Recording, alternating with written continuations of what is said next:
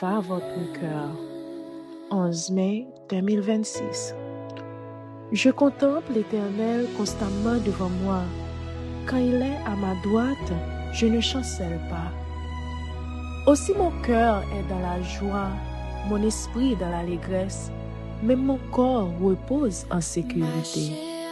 Psaume chapitre 16, versets 8 à 9. Ouvre votre cœur ou un cardiologue le fera pour vous. Il y a quelques années, j'ai reçu un message du médecin Deepak Chopra qui se terminait par ces mots. Voyez comment il explique la relation entre le corps et l'esprit. Nous sommes les seules créatures sur Terre, capables de changer notre biologie par ce que nous pensons et ressentons. Nos cellules épient en permanence nos pensées et sont modifiées par elles.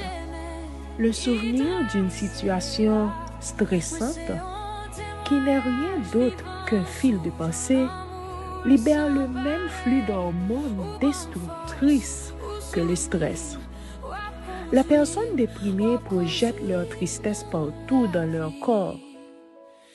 La production de neurotransmetteurs par le cerveau diminue, le taux d'hormones baisse, le cycle du sommeil est perturbé, les récepteurs de neuropeptides à la surface extérieure des cellules de la peau se déforment, les plaquettes sanguines deviennent plus visqueuses et plus susceptibles de former des amas.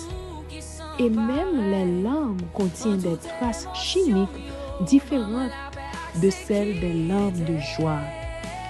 Vous voulez savoir comment votre corps se sent aujourd'hui? Rappelez-vous ce que vous pensiez hier. Vous voulez savoir comment sera votre corps demain? Regardez vos pensées d'aujourd'hui. Un livre écrit au 19e siècle sur la santé mentale intitulé Mind, Character and Personality, Esprit, caractère et personnalité, contient une lettre dans laquelle l'autrice Ellen White dit: Frère Blanche, vous parlez beaucoup de vous, vous parlez trop de vous. Vous voyez beaucoup de choses dans une perspective pervertie.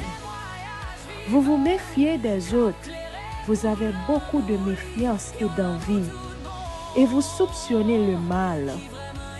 Vous pensez que tout le monde veut votre perte. Beaucoup de ces difficultés trouvent leur origine en vous-même. Vous voyez beaucoup de choses comme si elles étaient préméditées pour vous nuire, alors que c'est loin d'être le cas. C'est vous qui vous faites le plus de mal. Vous êtes votre plus grand ennemi. Volume 2, chapitre 40, page 381. Le verset d'aujourd'hui parle d'un cœur joyeux et d'un corps serein. Un équilibre rendu possible par le fait que David avait placé le Seigneur devant lui. Comment allez-vous aujourd'hui? Confiez la responsabilité de votre vie au Seigneur. Il vous aidera à prendre conscience des changements à opérer et à les réaliser. Votre cœur se réjouira et votre corps sera en repos.